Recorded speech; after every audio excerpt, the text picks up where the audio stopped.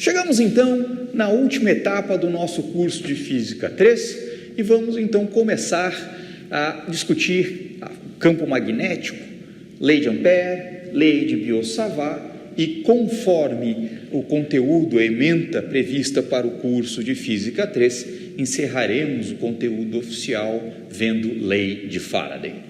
Bem, então nós vamos hoje começar falando sobre campo magnético e magnetismo. Nesse sentido, nós vamos começar trabalhando esse problema, trabalhando esse assunto, perguntando, imaginando uma pesquisa em que nós pudéssemos perguntar às pessoas onde é que o magnetismo está presente na sua vida, Qual é a familiaridade que as pessoas têm com o magnetismo? Então, se nós pensarmos no cotidiano das pessoas, provavelmente uma resposta que apareceria seria nas bússolas. As pessoas, em média, elas conhecem a bússola. A bússola, como nós sabemos, é simplesmente uma agulha imantada que, montada sobre uma base capaz de permitir rotação, ela acaba se orientando com a direção norte-sul geográfica do planeta Terra. A bússola data-se, conhece-se do ponto de vista histórico, historiográfico, que ela aparece em registros históricos no século I na China. E, em essência, ela foi fundamental para a era das grandes navegações. Nós estamos falando aí nos séculos XV, XVI e XVII.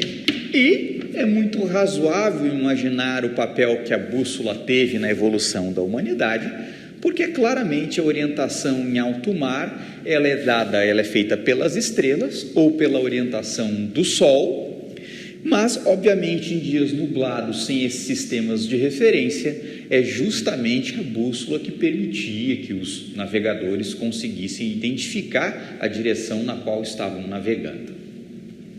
Observe que a bússola é um aparelho de orientação que tem uma utilidade prática muito grande. O mecanismo que fazia com que a bússola se orientasse com a direção norte-sul geográfica era e foi por muito tempo literalmente um mistério, ok? Agora, claramente, o segundo ponto, o segundo item familiar às pessoas no que se refere ao magnetismo, certamente são os ímãs ou magnetos. Todo mundo, que chega a um curso essencialmente de ciências exatas, em algum momento na vida viu ou pegou, um ímã em suas mãos, nem que fosse um pequeno ímã de geladeira. Qual é a graça da coisa? Os ímãs ou magnetos, eles podem ser naturais ou artificiais.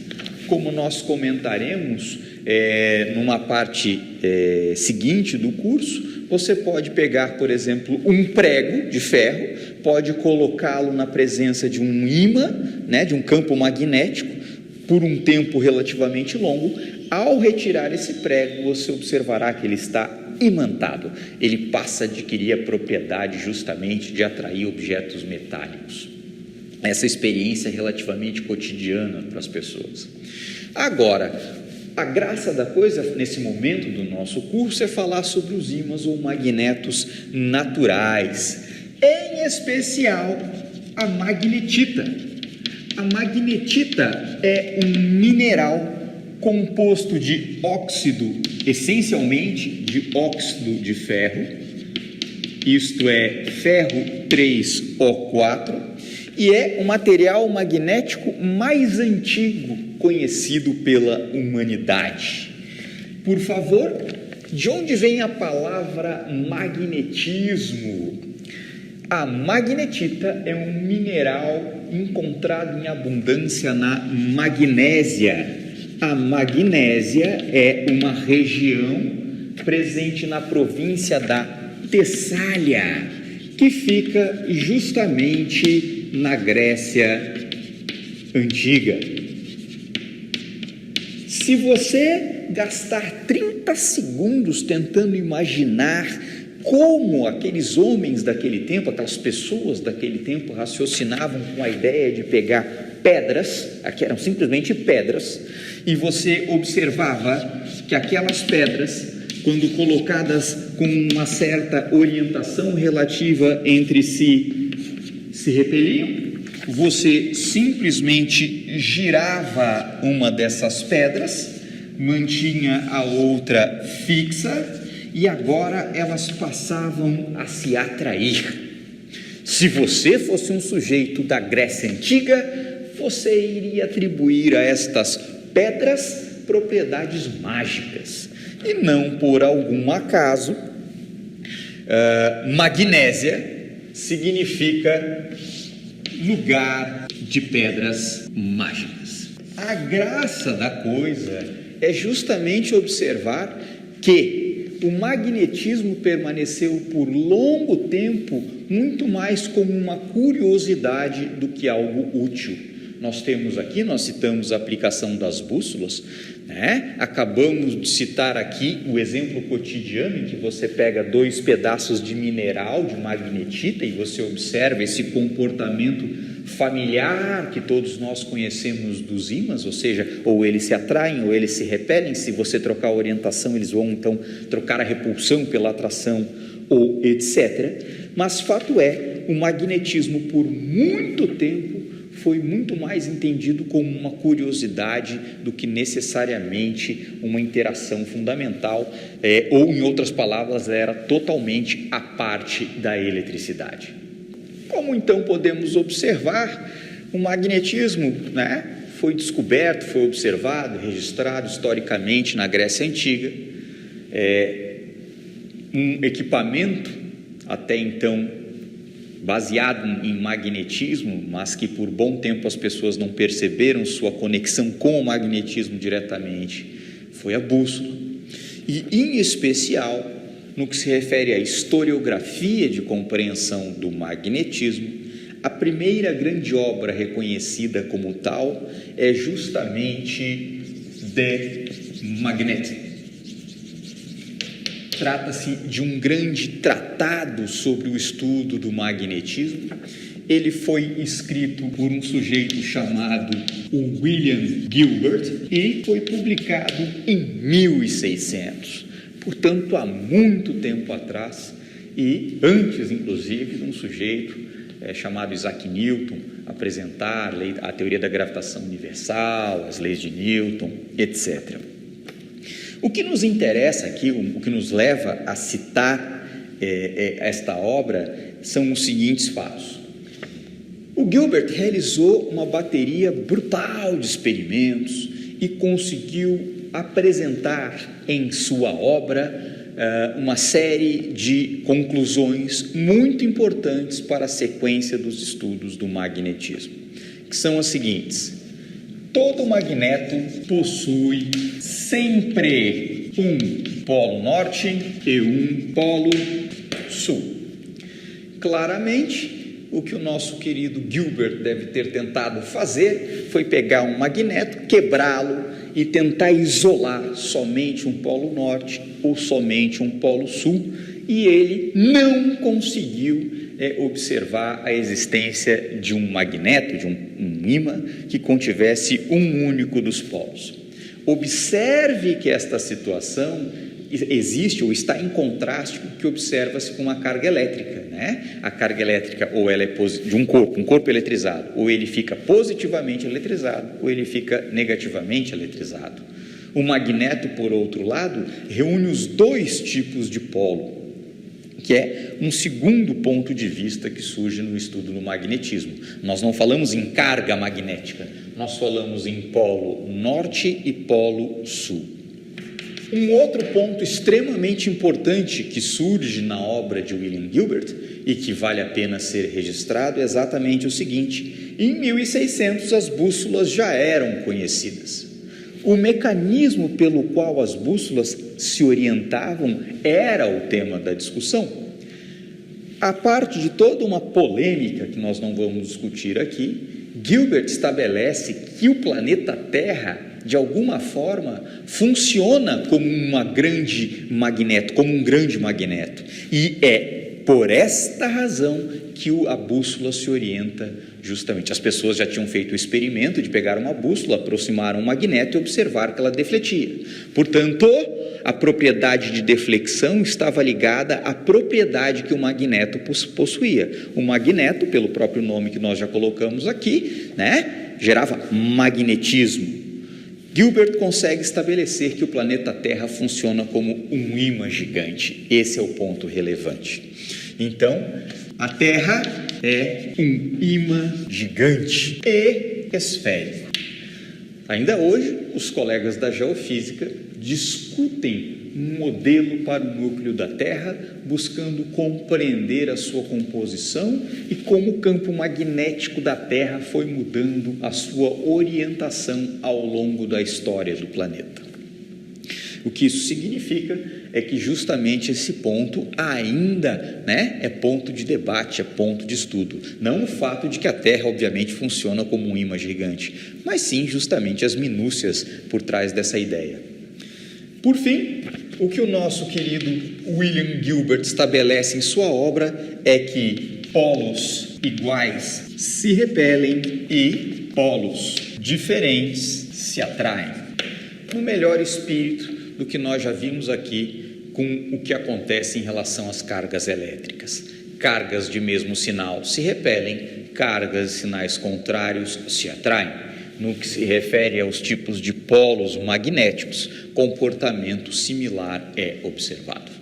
Conforme vimos, nesse exato momento, até o presente momento, em 1600, Gilbert publica o seu livro, o De Magnete, e estabelece o primeiro tratado sobre magnetismo reconhecido como tal na história da humanidade.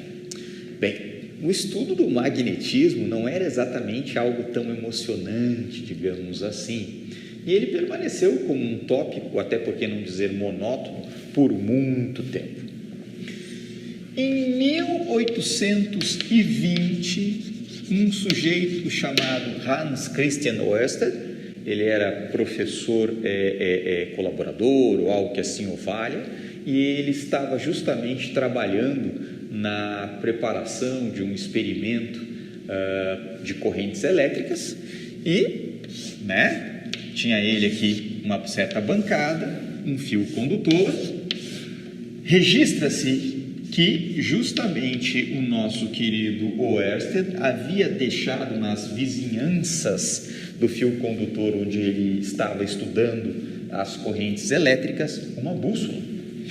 E quando uma corrente elétrica passou pelo equipamento, o que ele viu foi a agulha desta bússola defletir.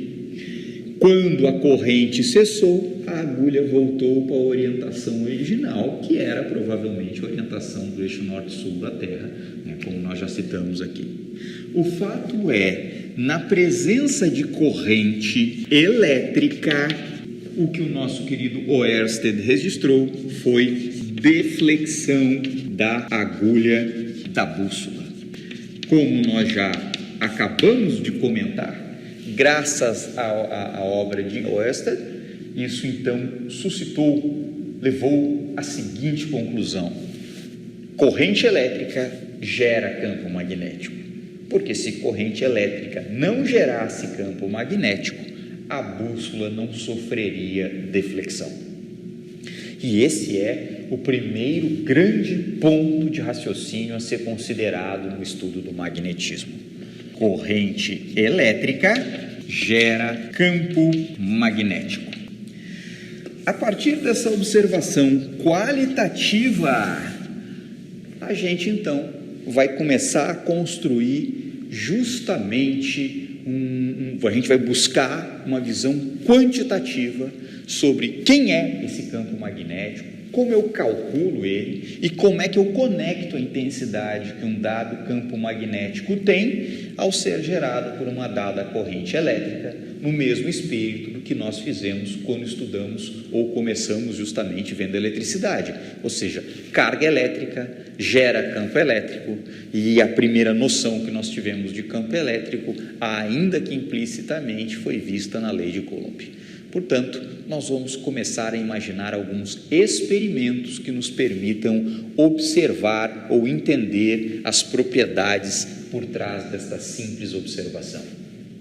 Então, em 1820, Oersted observou a deflexão da agulha de uma bússola na presença de uma corrente elétrica, e isso levou ao fato, à compreensão de que corrente elétrica gera campo magnético.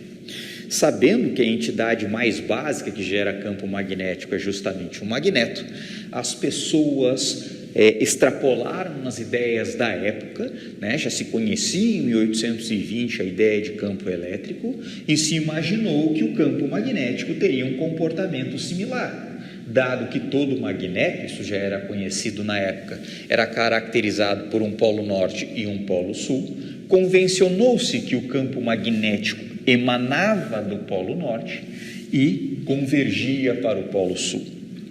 Como já vimos no estudo das linhas de campo elétrico, o campo magnético possui a propriedade de ser sempre tangente às linhas de campo.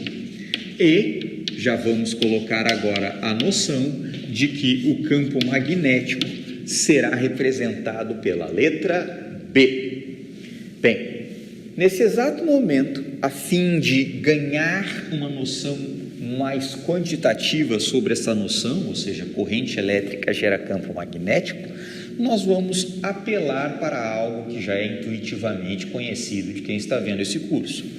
Se você pegar um magneto sobre uma base, na qual ele pode rodar, uma bússola propriamente dita, se você colocar esse magneto numa região do espaço onde já existe um campo magnético, um B externo, existe uma propriedade que nós chamamos de momento de dipolo magnético. Nós vamos aprender a calcular essa quantidade e nós observamos que uma bússola ou um magneto se orientará na presença de um campo magnético externo de acordo com um esquema que nós estamos colocando aqui.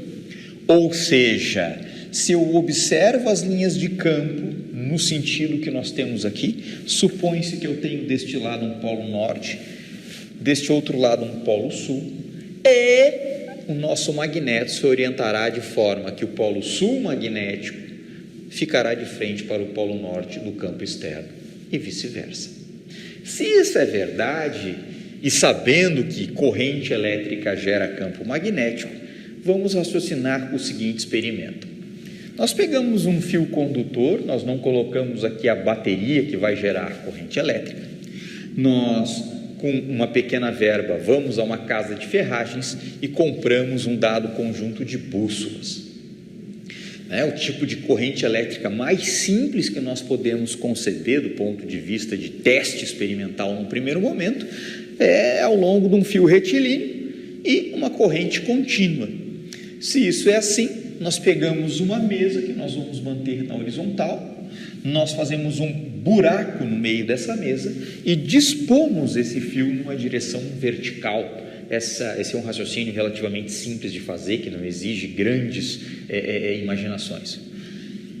Sabendo que o campo magnético, que a corrente elétrica gera campo magnético, a primeira pergunta que eu vou fazer é exatamente a seguinte: se eu colocar uma corrente elétrica neste fio, qual será a orientação que o conjunto de bússolas adquirirá? E 2, se eu realizar círculos concêntricos em torno do buraco a partir do qual a minha corrente elétrica está passando, qual é a intensidade em que eu verei justamente essas bússolas se orientar? Ou, em outras palavras, é muito mais razoável imaginar que essa bússola que está mais próxima ao fio sofra uma deflexão mais intensa do que as bússolas que vão ficando mais distantes. Neste exemplo que nós temos aqui, eu estou trabalhando no contexto em que a corrente que está passando pelo nosso fio condutor é exatamente igual a zero, né? Eu preciso justamente mapear o sistema numa situação em que não existe corrente. Se não existe corrente, tem um único campo magnético que eu não vou conseguir desligar, que é o campo magnético da Terra.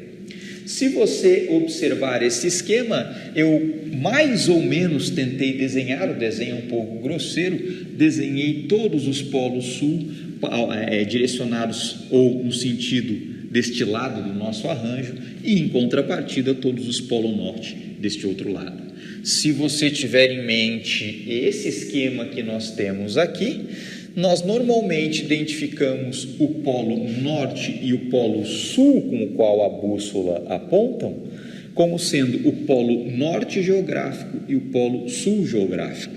E, em verdade, se o polo norte desta bússola está apontando nesse sentido, significa que ele aponta para o polo norte geográfico, que na verdade é o polo sul magnético, e vice-versa, ok? Então, se nós realizássemos esse aparato experimental para começar a testar essa ideia, como é que justamente, para onde aponta esse campo magnético, né? Já sei que a bússola vai se orientar paralela ao campo magnético, é isso que eu quero mapear. Eu justamente não tenho como desligar o campo magnético da Terra e eu veria esse arranjo orientado segundo o campo magnético da Terra. Então nós viemos aqui, pá, ligamos a bateria, fazemos passar uma corrente contínua.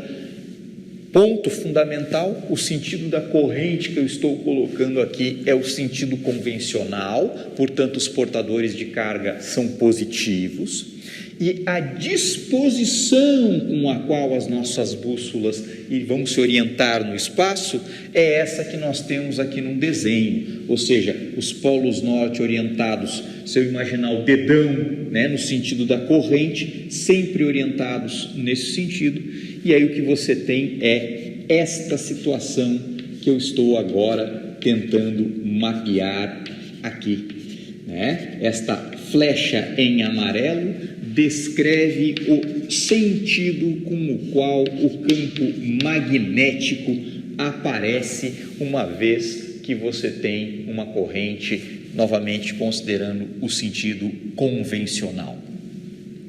Né? Sempre entra pelo polo sul, sempre sai pelo polo norte. Observe que esse comportamento ele é bem diferente do que você poderia imaginar. Você poderia imaginar uma situação onde o campo magnético emana do fio condutor. E o que nós estamos observando é que o campo magnético circula a corrente. E esse é o segundo grande ponto que nós vamos anotar no nosso curso. O primeiro, corrente elétrica gera campo magnético. E o segundo ponto, o campo B circula a corrente.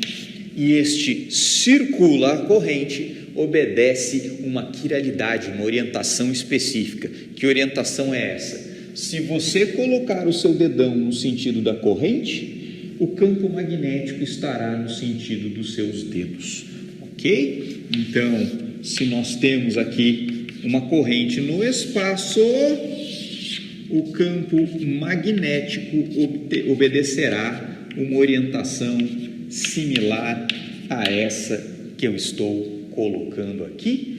Regra fundamental, circula no sentido da mão direita. Até esta etapa do curso, nós sabemos que corrente elétrica gera campo magnético e que o campo magnético gerado por uma corrente elétrica circula a corrente segundo a regra da mão direita. Eu agora convido os senhores a raciocinar com o seguinte experimento. Nós vamos ao laboratório, pegamos uma certa bateria que oferece uma diferença de potencial e nós dispomos um fio condutor da seguinte forma: numa dada parede nós colocamos um prego, colocamos outro prego, colocamos mais 2 pregos na base, pegamos o fio que sai do terminal positivo, passamos por este prego e o orientamos no sentido vertical de baixo para cima, fazemos o fio passar de um prego para outro no sentido horizontal e depois nós descemos esse fio até este prego e fechamos o circuito exatamente como ele está nesta configuração. Na hora que eu vier até aqui e ligar a chave da minha bateria, eu tenho uma configuração onde eu terei correntes elétricas antiparalelas interagindo. De forma similar, eu posso utilizar o mesmo aparato, né? Eu sou um sujeito que não dispõe de uma grande verba de pesquisa. O que eu vou fazer? Eu vou literalmente manter a mesma bateria, né? Mantendo a mesma bateria, nós teremos aqui o terminal positivo, aqui o respectivo terminal negativo.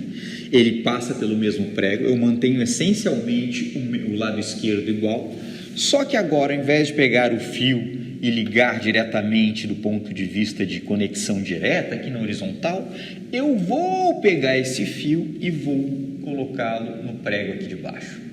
Se isso é assim, eu faço agora a conexão com o prego de cima e finalmente ligo no terminal negativo da minha bateria. Nesta segunda configuração, as correntes interagirão de forma paralela, elas têm o mesmo sentido. O que esse experimento deseja testar? Nós sabemos que corrente elétrica gera campo magnético. O que é corrente elétrica? Corrente elétrica é carga elétrica em movimento. É impossível gerar uma corrente elétrica se eu não raciocinar com a ideia de que ela estará se movendo em algum sentido. Sendo assim, o que as pessoas passaram a estudar foi a situação onde você estabelecia numa região do espaço uma dada corrente elétrica e nas vizinhanças dessa corrente elétrica você colocava uma carga teste. Por quê? Porque a ideia é, se uma corrente elétrica gera campo magnético, sob que condições esse campo magnético é capaz de colocar uma carga elétrica em movimento. Por favor, quando este primeiro experimento foi realizado em laboratório, sob as mais diferentes variações, o que se observou é que, uma vez que o sistema fosse colocado justamente em funcionamento e você desse tempo para o sistema relaxar, o que você observava era justamente uma interação repulsiva entre as correntes. Isto na configuração de correntes antiparalelas.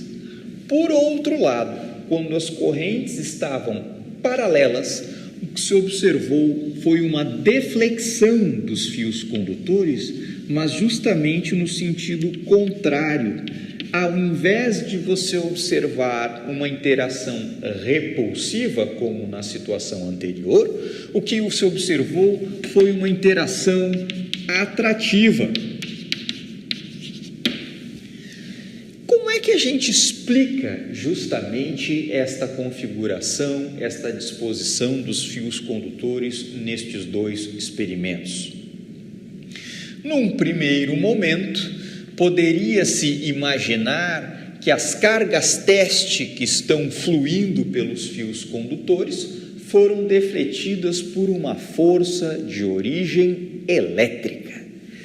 E bem, o que se observou colocando uma carga teste em repouso nas vizinhanças de um fio condutor percorrido por uma corrente elétrica contínua estacionária, foi que ela permanece em repouso. Então, chegou-se justamente ao seguinte raciocínio: por que ela permanece em repouso? Porque, embora você tenha uma corrente elétrica fluindo, né? O que é uma corrente elétrica? São cargas em movimento. Então, nós trabalhamos sempre com o sentido convencional da corrente.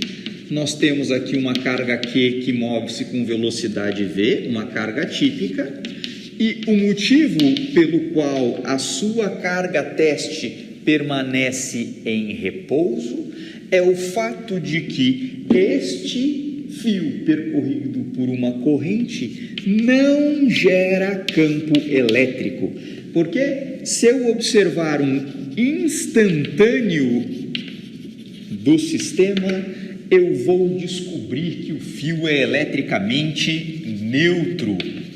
Sendo eletricamente neutro, ou seja, não há um excesso de cargas positivas em relação ao número de cargas negativas que o compõem e vice-versa, essa carga teste não se move sob a ação da força elétrica que nós já vimos no nosso curso até aqui. Por outro lado, quando você colocou a corrente elétrica para interagir com outra corrente elétrica, ou seja, esta corrente está gerando um campo magnético no espaço. Quando ela encontra cargas teste em movimento em suas vizinhanças, uma interação, uma força acontece. Isto nos faz então raciocinar com o fato de que a força que deflete esses fios não é de origem elétrica, ela é uma força gerada pelo campo magnético. E o segundo ponto que nós colocamos em raciocínio aqui é a ideia de que a força associada ao campo magnético atua sobre cargas em movimento.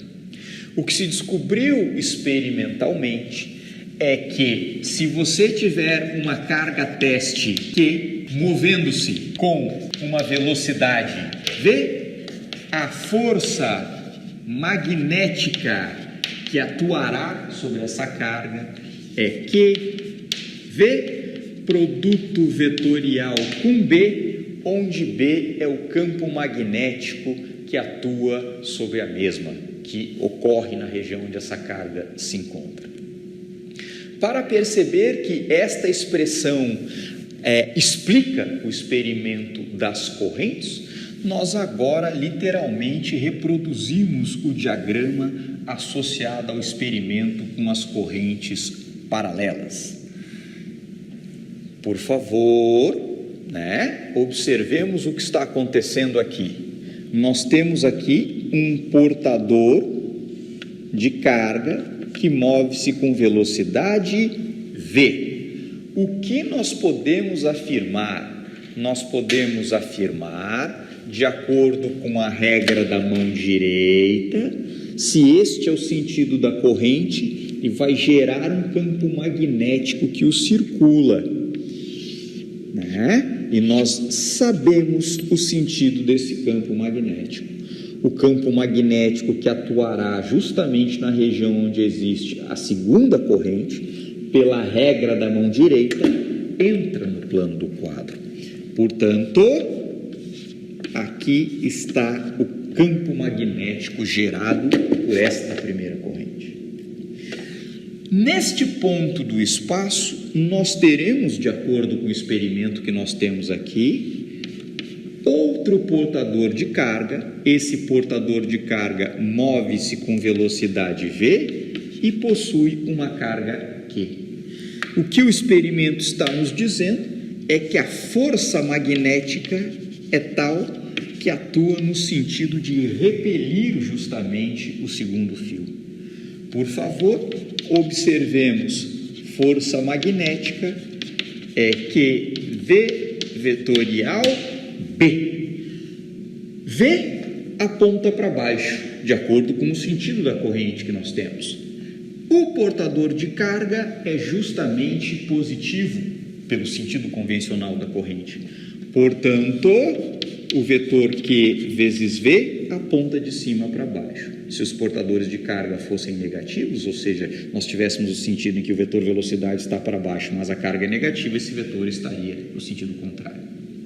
O campo B entra no plano da página e nós agora temos a difícil tarefa de fazer um produto vetorial. Só lembrando que o produto vetorial entre dois vetores é feito da seguinte forma: eu tenho um vetor A, eu tenho um vetor B.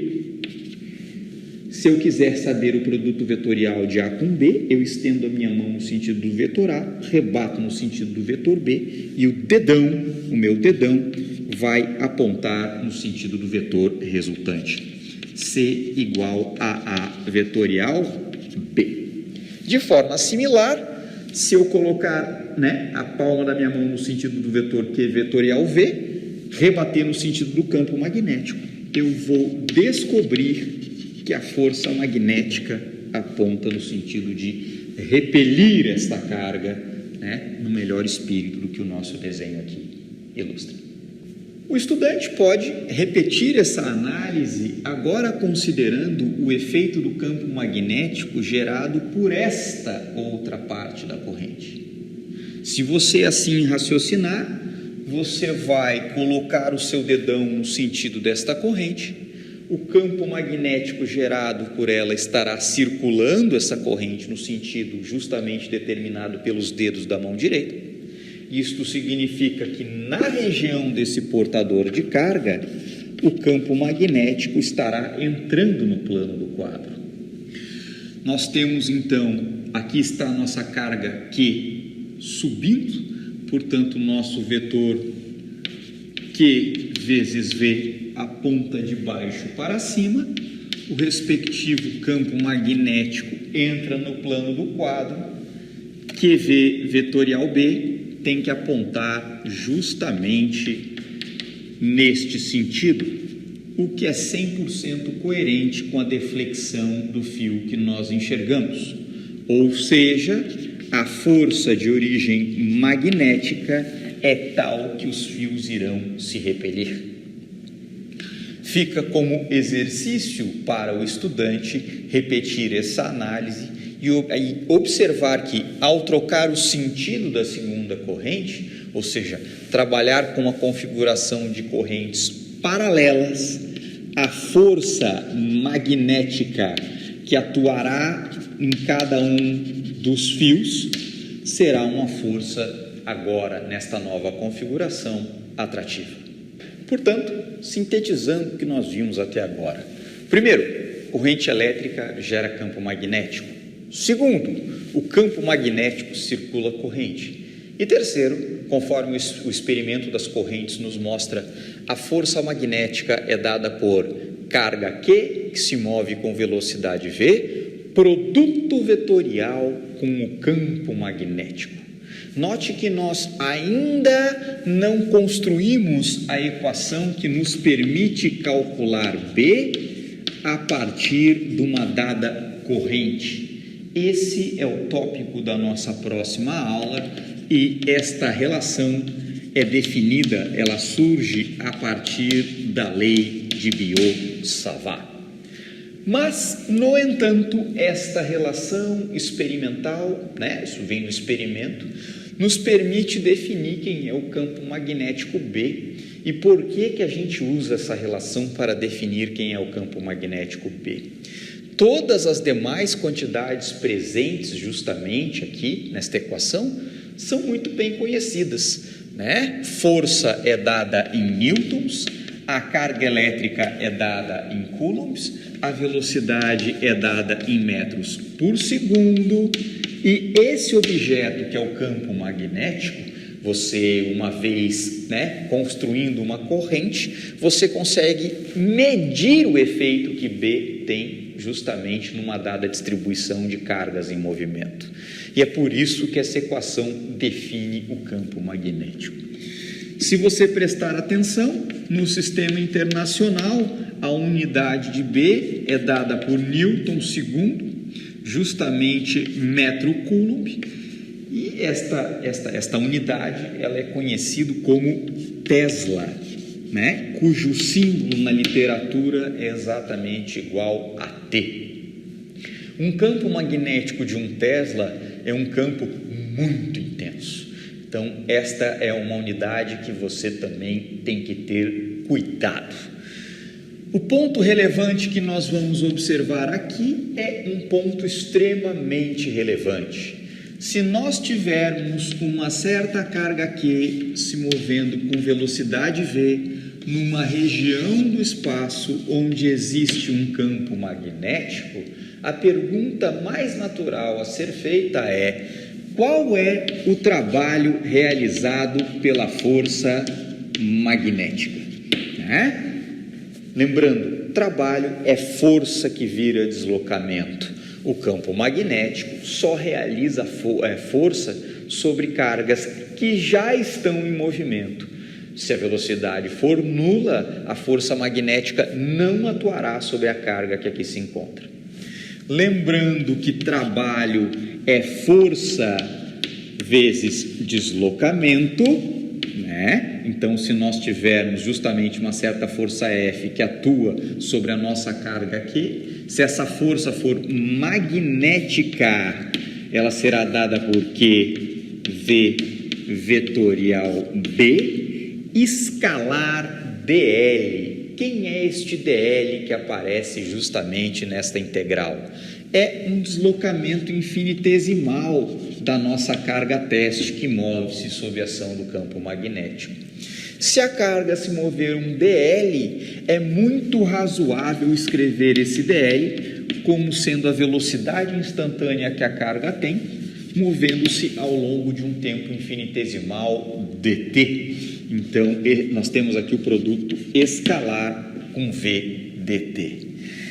Desta expressão, nós vamos concluir algo extremamente importante. Se a carga aqui, não variar ao longo do processo, ela pode ser retirada da integral. Você tem uma integral entre um ponto inicial e um ponto final, associado ao deslocamento dessa carga teste. E o argumento dessa integral é formado por um vetor que é dado pelo produto vetorial da velocidade da carga, Esse dl aqui, você pode imaginar justamente, ele é o v dt, Portanto, ele é uma expressão da velocidade desta carga.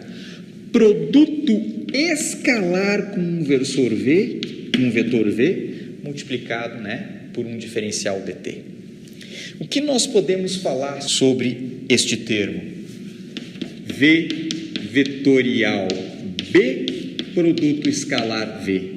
O que nós podemos afirmar, sem medo de sermos felizes, é que este produto escalar deve ir a zero.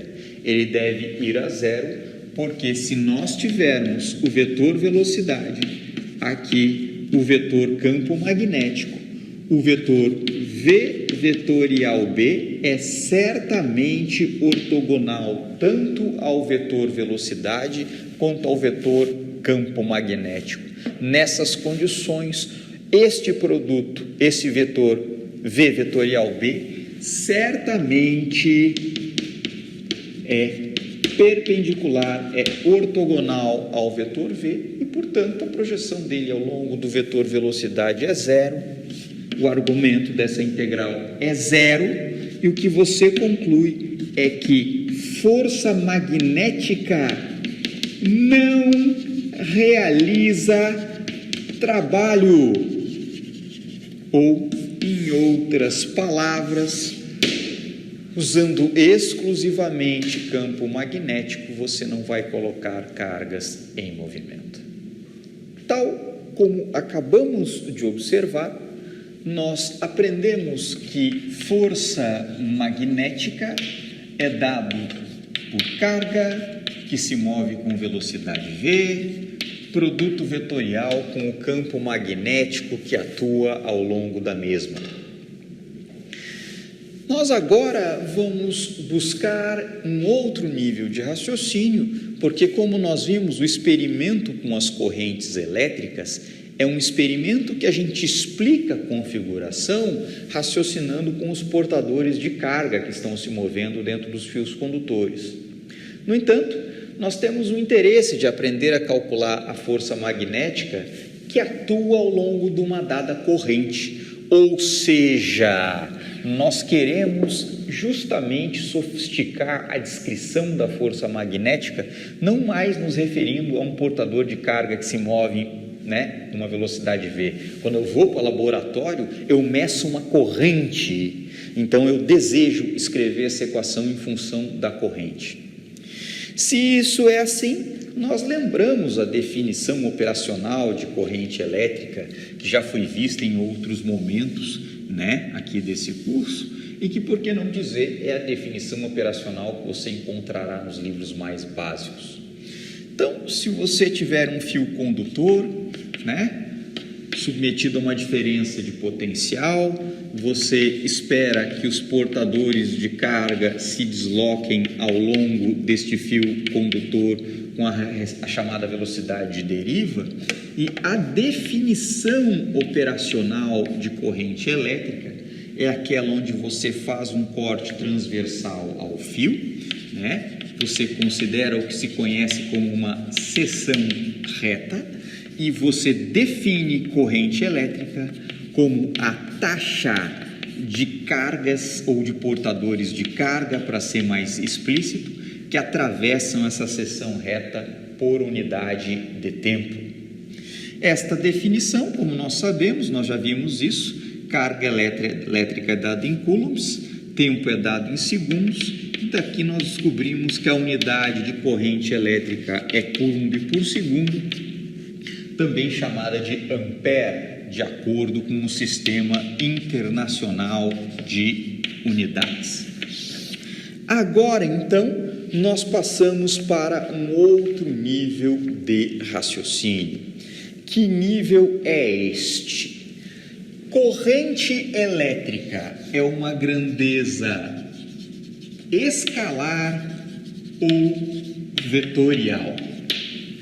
Para responder essa pergunta, nós lembramos a noção mais intuitiva sobre uma grandeza escalar ou vetorial. Se você tem uma dada grandeza e você pergunta para onde, se ela for vetorial, esta pergunta vai fazer sentido.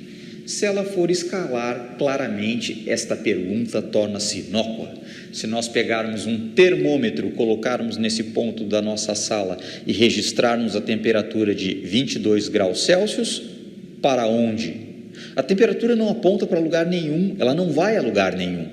Temperatura é uma grandeza claramente escalar. Não confundamos temperatura com fluxo de calor, porque embora a temperatura nesse ponto possa ser 22 graus e ela possa variar em suas vizinhanças, o fluxo de calor é um sujeito, é uma entidade que claramente se vai de um ponto a outro do espaço e, portanto, esta é uma grandeza vetorial. Se isto é assim, nós lembramos que corrente elétrica são cargas em movimento e, portanto, embora esta definição operacional, né, seja válida, seja interessante, ela é uma grandeza certamente vetorial. E aí a pergunta que fica é: como nós vamos incorporar o caráter vetorial na definição de corrente elétrica? Nós vamos então aqui observar o nosso fio condutor. Esse fio condutor é tal que ele possui uma densidade lambda de carga por unidade de comprimento, onde deve ser observado que neste numerador nós nos referimos aos portadores de carga. Se ele é um fio condutor, ele terá um certo número de portadores de carga por unidade de comprimento. Sob a situação na qual este fio condutor é submetido a uma diferença de potencial, estes portadores de carga passarão a mover-se ao longo do fio condutor com uma dada velocidade v. Se isto é assim, observemos lambda vezes v. Lambda é um escalar, a velocidade com que os portadores de carga se movem, nós poderíamos ou deveríamos escrever isso como uma velocidade média, mas isso está subentendido aqui justamente na nossa discussão, é o que nós vamos chamar de corrente elétrica. Observemos que ao lado esquerdo nós temos um escalar que multiplica um vetor, resultando, portanto, num vetor, e ao lado direito nós temos a grandeza vetorial. vamos observar a consistência das unidades. Lambda será dado em coulombs por metro no sistema internacional, velocidade é dado em metros por segundo, de forma que o produto dessas duas grandezas tem unidade de coulomb por segundo, que nós já vimos é a unidade convencional de corrente elétrica e que nós já conhecemos. Ora, por que estamos fazendo isto desta forma? Se este fio condutor estiver em uma região do espaço onde existe um dado campo magnético, eu estou aqui abusando da noção de que os alunos conhecem esta notação justamente para o sentido de campo, ou seja, se o campo está entrando no plano, você usa esta notação. Se ele está saindo do plano, você usa esta outra notação, tentando representar justamente as extremidades de uma flecha, né? Se você vê a parte de trás, se você vê a parte de cima, né, da frente, é isso que você enxerga. Bem, com essa noção mais básica, a pergunta que cabe agora é: se você tem esta corrente elétrica, qual é a força magnética que atuará sobre este fio condutor? Para responder essa pergunta, nós partimos da definição de força magnética. Força magnética é Q V vetorial B. E isto, portanto, se nós lembrarmos da definição de densidade de portadores de carga por unidade de comprimento, nós podemos pegar um pequeno pedaço do fio de comprimento DL, onde nós observaremos uma carga dQ movendo-se justamente com a velocidade V. Nós, portanto, podemos escrever a carga dQ como sendo justamente lambda dL. Pensando apenas nesse pequeno pedacinho de fio, esse pequeno pedaço de fio sofrerá a ação de uma força magnética infinitesimal dF, onde existe essa carga infinitesimal dQ. Agora nós escrevemos dQ em função justamente do fator densidade que nós estávamos considerando, densidade de portadores de carga por unidade de comprimento, e para saber a força magnética total que atuará sobre o nosso fio condutor, nós integramos em ambos os lados da igualdade. Então, nós obteremos ao lado esquerdo da igualdade a força magnética total, que atua sobre o nosso fio condutor justamente, né, sob a ação de um campo magnético, e observamos que agora o lado direito da nossa igualdade, mais especificamente a quantidade contida dentro da símbolo de integração, pode ser reescrita da seguinte forma: integral em dr, ou seja, integral ao longo justamente do caminho percorrido pela corrente. Lambda pode multiplicar o vetor velocidade, produto vetorial com o campo magnético.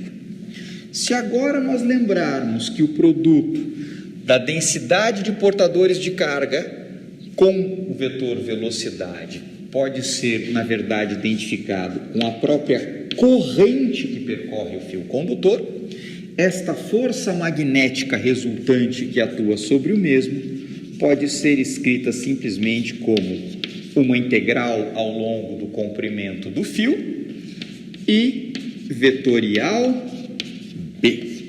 O que eu faço com essa expressão? Nesse momento eu guardo ela no meu coração, porque esse é o resultado geral. Agora nós vamos observar uma certa sutileza.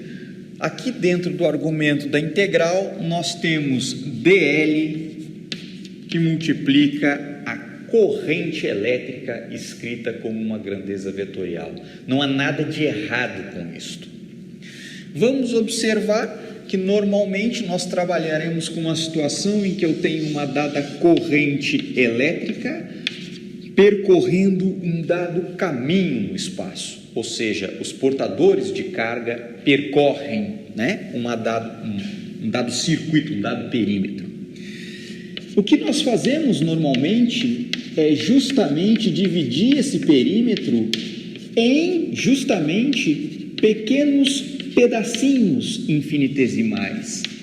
E uma coisa que acontecerá muito no nosso curso na sequência é considerar um caminho de integração C e incorporar o sentido no qual as cargas movem-se nesse perímetro justamente no nosso próprio elemento infinitesimal de deslocamento. Então, por convenção, nós vamos escrever essa grandeza da seguinte forma: dl é literalmente o pedacinho do fio condutor de onde eu extraí o raciocínio, e a partir de agora eu vou transferir da corrente elétrica a informação do sentido dela para ser incorporado no dl. E agora a corrente elétrica entra literalmente como um escalar. Isto é, literalmente uma reparametrização do problema, e se você raciocinar, nós não perdemos informação alguma. Se isto assim for feito, justamente a expressão para a força magnética passa a ser escrita como uma integral de I, dl, produto vetorial com B. E se nós raciocinarmos com uma situação em que a magnitude da corrente elétrica é a mesma ao longo de todo o fio condutor, para qualquer dl, embora sua orientação possa estar variando no espaço, a magnitude da corrente é exatamente a mesma, ela sai da integral e nós teremos uma integral de dl vetorial B. Se estivermos trabalhando numa situação em que nós tivermos um fio retilíneo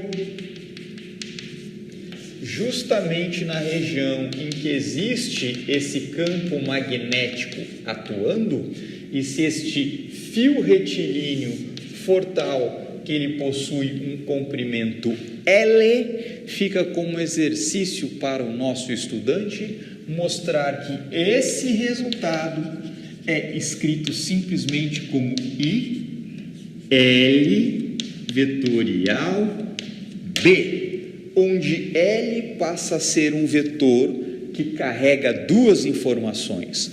A primeira informação, o comprimento do fio retilíneo, e a segunda informação, o sentido justamente da corrente que percorre o fio. Ok?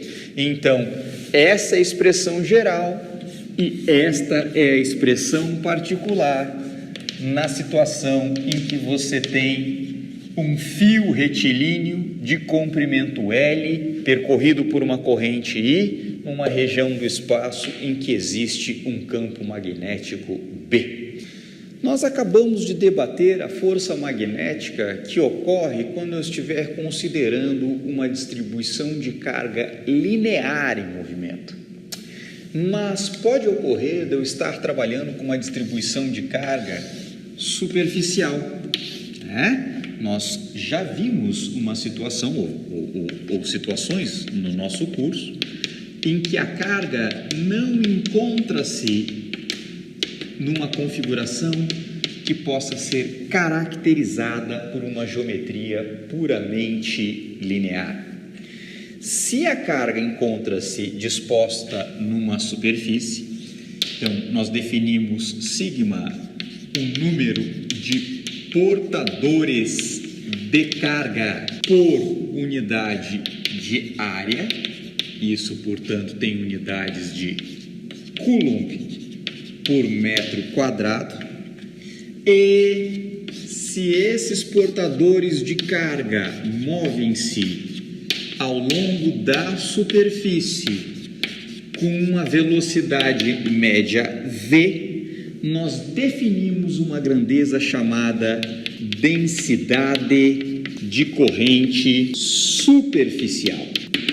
Se no caso linear a corrente elétrica era definido como o produto da densidade linear pela velocidade, no caso superficial ela é definida como a densidade superficial de portadores de carga pela velocidade com que estas cargas se movem. Observe que isto é dado em coulombs por metro quadrado, que multiplica metros por segundo, de onde nós concluímos que a unidade da densidade de corrente superficial é dada em coulomb metro segundo, ou amperes por metro. Por que esta é a unidade da densidade de corrente superficial?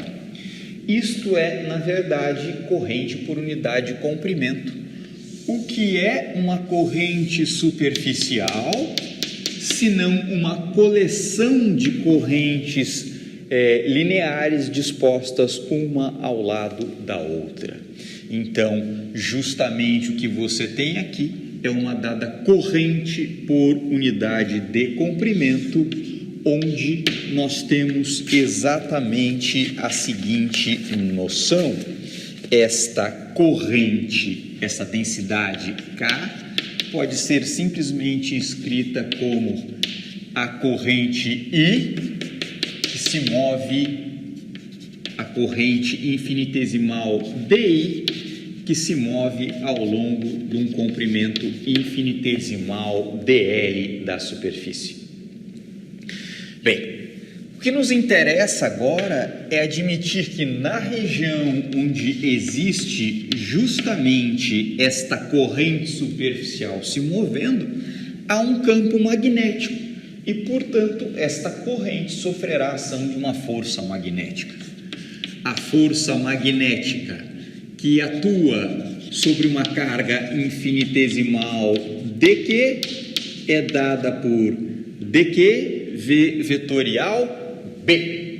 Se nós viermos exatamente aqui, justamente à superfície, nós consideramos uma área infinitesimal dA, onde existe uma carga infinitesimal dQ.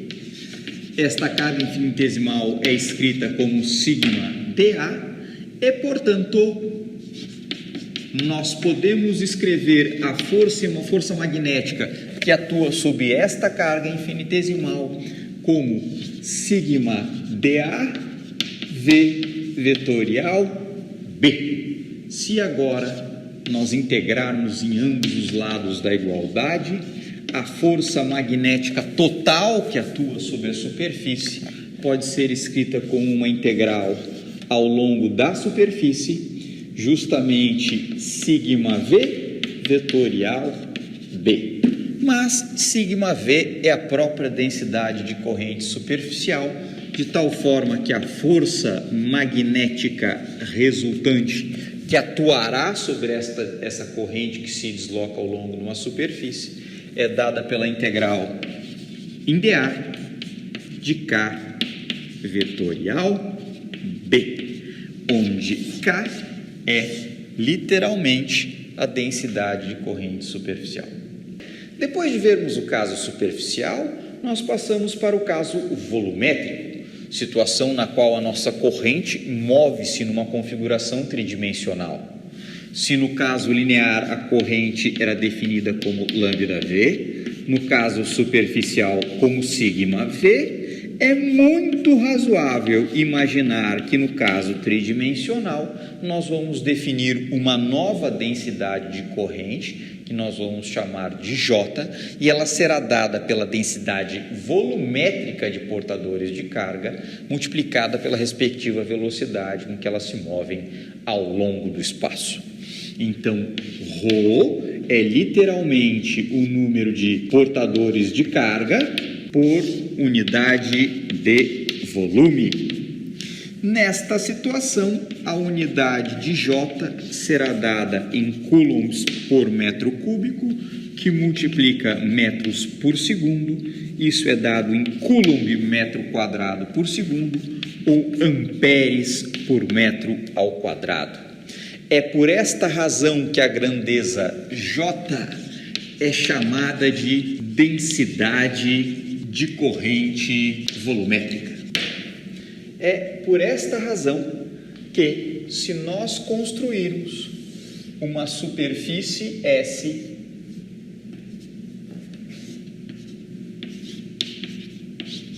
aqui nós temos um elemento de área orientada, a quantidade de carga total que atravessa a superfície S, ou melhor, a quantidade de corrente de carga por unidade de tempo, ou seja, a corrente que atravessa, é dado pela integral de J escalar dA ao longo da superfície S que você estiver considerando.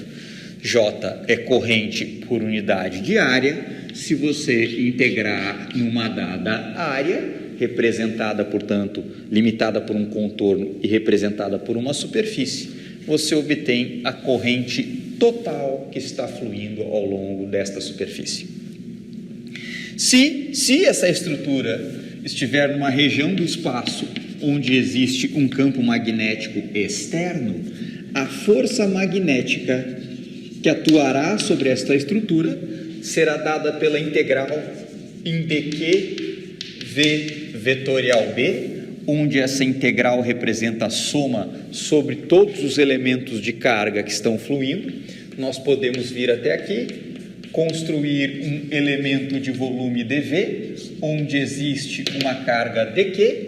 A exemplo do que nós já fizemos, isso torna-se uma integral em ρ dv, onde dv é o elemento de volume infinitesimal, v vetorial b. Isto pode ser escrito simplesmente como uma integral no volume, ρv vetorial b, e isso torna-se uma integral ao longo do volume de J vetorial b. E esta será a força magnética total que atuará sobre a corrente que move-se no espaço.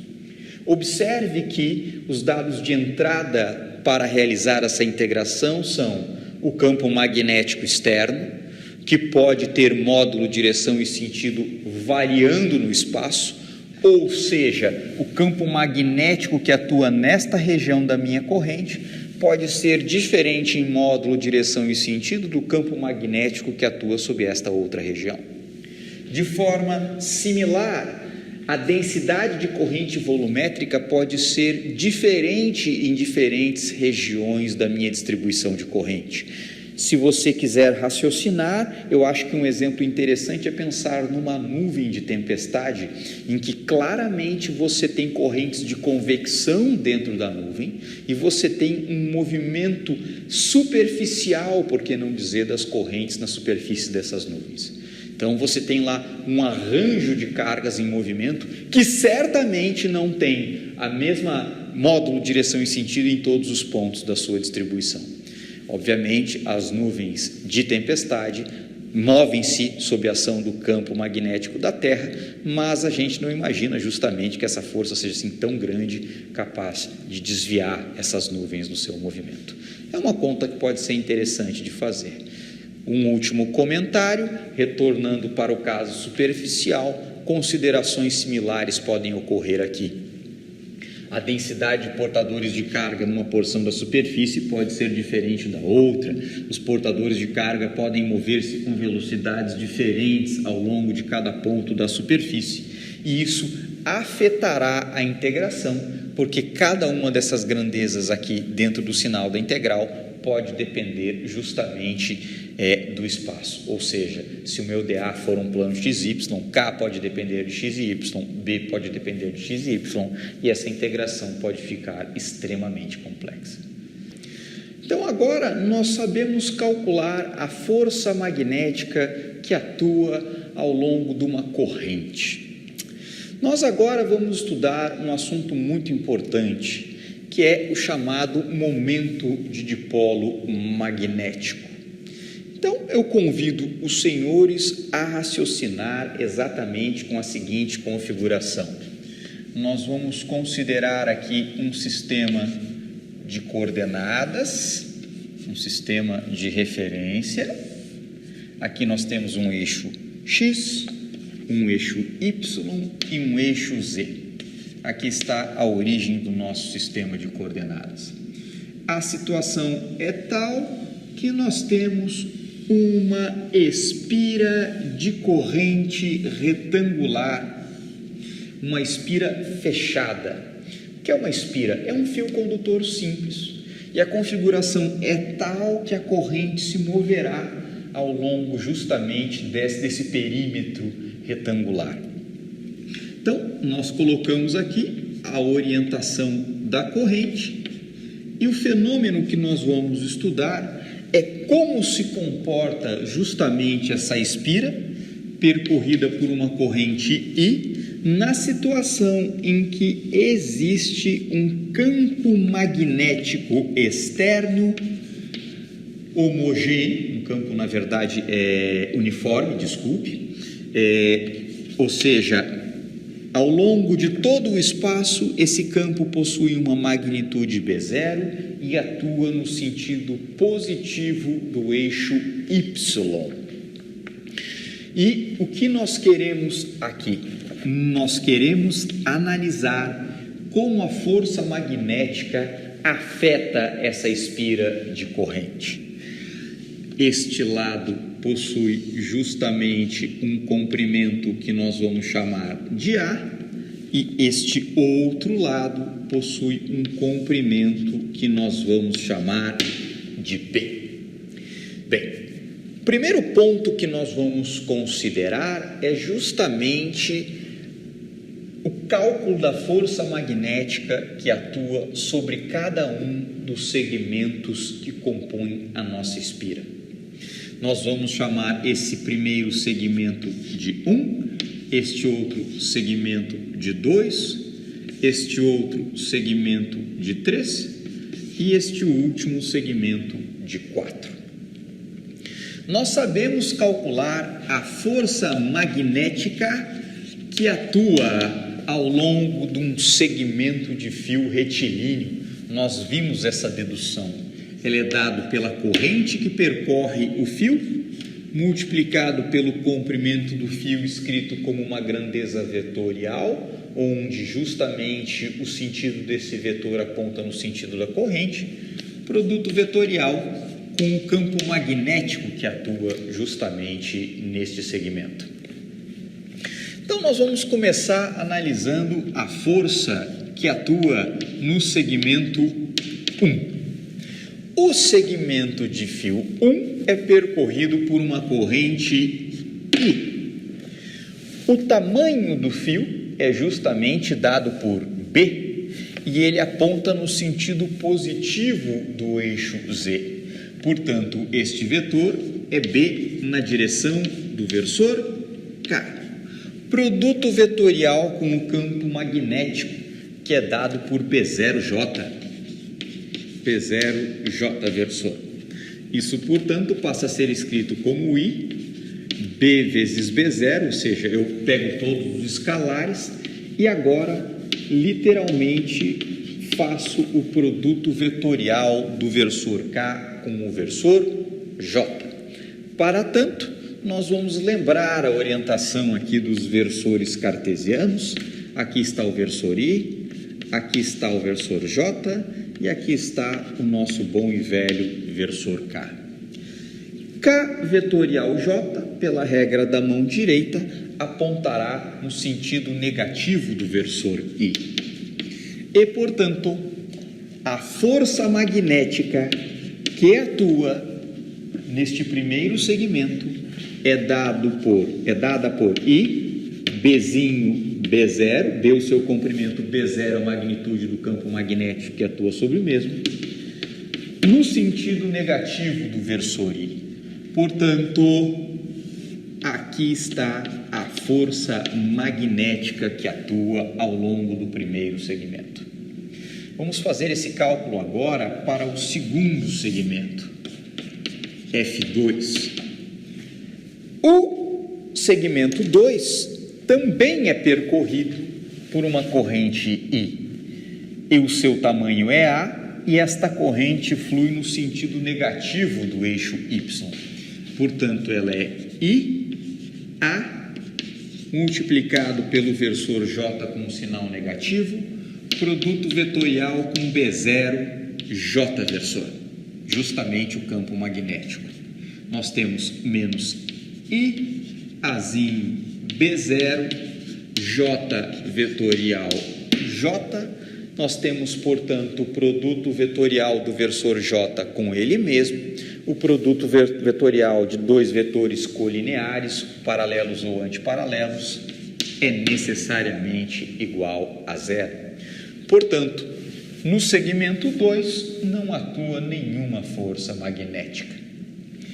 Por raciocínio similar, nós já somos absolutamente capazes de imaginar que nenhuma força magnética atuará também ao longo do segmento 4. Nós podemos imediatamente fazer essa conta aqui. A força que atua sobre o segmento 4 ele também é percorrido por uma corrente I. A diferença do segmento 2 para o segmento 4 é que a corrente agora flui no sentido positivo do versor Y. Então, isso é A, J versor, produto vetorial com B0, J versor, isto é A, B0, J versor, J versor. Novamente, esse produto vetorial vai a zero e a força sobre o segmento 4 automaticamente deve ser nula. Calculamos agora, por fim, a força sobre o segmento 3. Essa força é dada por I, pois a corrente que atravessa esse segmento é exatamente a mesma. Agora, esta corrente flui no sentido negativo do eixo Z, portanto, menos B, K versor, produto vetorial com B0, J versor. Isto acaba sendo escrito como menos I, Bzinho, B0, K versor, produto vetorial com J versor. Isto novamente dará menos I, menos com menos dá mais, a força magnética que atua sobre o segmento 3 será dada por I, Bzinho, B0, no sentido positivo do versor I. Portanto, a força que atua sobre o segmento 3 aponta neste sentido. Portanto, o que podemos concluir? Qual é a força resultante que atua na nossa espira de corrente? Esta força é dada pela soma das forças que atuam em cada um dos segmentos. Os segmentos 2 e 4 têm força magnética nula, então automaticamente zero. A força que atua no segmento 1 é menos I, Bzinho, B0 na direção de inversor. A força que atua no segmento 3 é I, Bzinho, B0, inversor. E, portanto, nós vamos concluir que a força total que atua sobre essa espira, força de origem magnética, é nula. Conclusão: por ação da força magnética, esta espira não entra em translação no espaço. Ok? Nós já vimos isso quando estudamos justamente um dipolo elétrico. Então, sob a ação da força magnética, a espira não entra em translação. No entanto, nós podemos visualmente observar que a disposição dessas forças nos convida a raciocinar com relação à existência de um torque. E esse torque se dá exatamente em relação a esse ponto O' que eu estou botando aqui no centro da configuração. Se isto é assim, nós lembramos a definição de torque. Torque é definido como o produto vetorial da posição pela força que gera o torque, posição em relação ao ponto onde a alavanca acontece. Nós temos aqui, segundo o nosso diagrama, justamente o vetor R1, que localiza onde a força F1 é aplicada, um vetor que nós vamos chamar de R3, que localiza o ponto onde a força F3 é aplicada, e, portanto, nós vamos calcular justamente esses dois torques. O torque 1 é dado por R1, produto vetorial com a força que atua sobre o segmento 1. O nosso vetor R1, se nós olharmos para cá, ele tem magnitude A sobre 2 e aponta no sentido positivo do versor J. Então, ele é A sobre 2, J versor, produto vetorial com a força 1. A força 1 é menos I, Bzinho, B0, I versor. E, portanto, este primeiro torque passa a ser escrito como menos A sobre 2, Bzinho, corrente I, B0, J vetorial, I. Nós voltamos aqui ao nosso diagrama e descobrimos que o produto vetorial de J com I aponta no sentido negativo do versor K. Portanto, J vetorial I nos dá menos K versor. Este primeiro torque vale simplesmente A sobre 2, Bzinho e B0 no sentido positivo do versor K. O que você faz com este resultado? Você guarda ele e calcula agora o torque sobre o segmento que atua no segmento 3. Ele é R3 vetorial F3. R3 será simplesmente, se nós olharmos o nosso desenho, um vetor de magnitude A sobre 2 no sentido negativo do versor J. Portanto, menos A sobre 2, J versor, produto vetorial com a força que atua sobre o segmento 3. Esta força é I, Bzinho, B0, no sentido positivo do versor I. E, portanto, nós temos daqui que esse torque é menos A sobre 2, Bzinho, corrente I que multiplica B0, magnitude do campo magnético, J vetorial I. J vetorial I novamente é o negativo do versor K. E, portanto, o torque 3 vale A sobre 2, Bzinho, corrente I, B0, no sentido do versor K.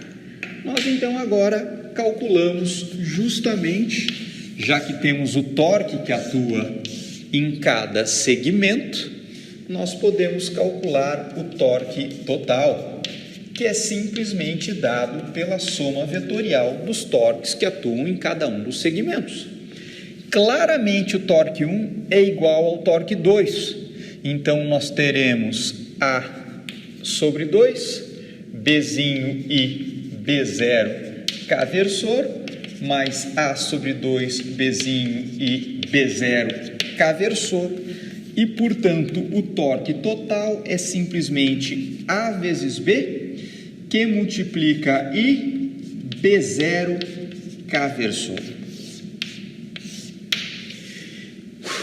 Nós usamos uma espira quadrada convenientemente orientada no espaço, né, para facilitar as contas.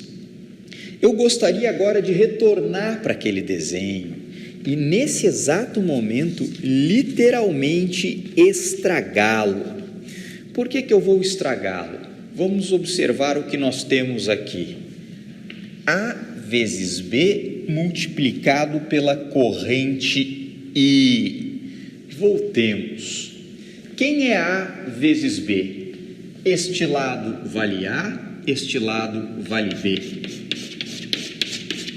Portanto, a área que esta corrente delimita no espaço é A vezes B. Um segundo ponto extremamente relevante. Se eu raciocinar com uma entidade vetorial dado justamente pela área definida por essa espira, ok?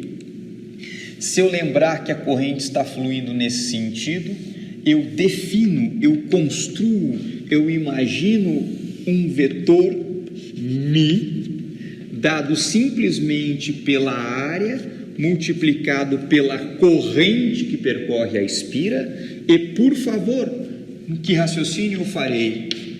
Se a corrente flui num dado sentido, eu uso a minha mão direita, eu coloco os meus dedos no sentido da corrente e defino que existe uma grandeza μ, que é dado pela área delimitada pela espira, multiplicado pela corrente que percorre a mesma, e neste contexto este vetor apontará no sentido positivo do versor I.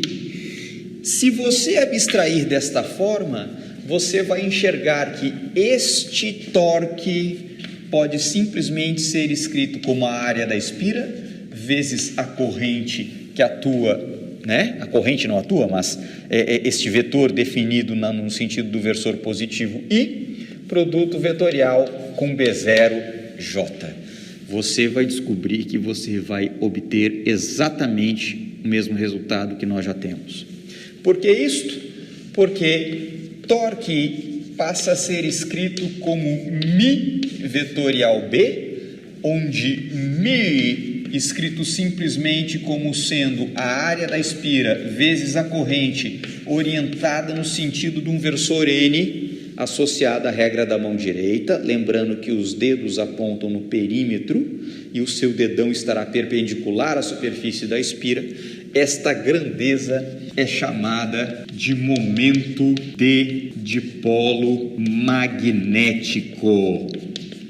Eu convido prontamente você que está vendo esse vídeo agora e compare a dedução do momento de dipolo magnético que nós estamos fazendo aqui. Na verdade, não é uma dedução, uma exposição que nos leva a enxergar quem é esse sujeito, e compare com a respectiva explanação dada para o momento de dipolo elétrico. O ponto relevante é, se eu tiver uma dada espira de corrente no espaço, definindo uma certa área A, percorrida por uma corrente I, eu posso calcular o seu momento de dipolo magnético sem referência a qualquer campo magnético externo. E, se esta espira de corrente for inserida em uma região do espaço onde existe um campo magnético, essa espira entrará em rotação por ação deste torque. Ok? Isto é muito importante. E, novamente, eu repito, é importantíssimo, né, ver a dedução no momento de dipolo elétrico para fazer uma comparação com a explanação que nós demos para o momento de dipolo magnético. Claramente haverá uma energia de rotação associada aqui, e esta análise é feita em outro momento.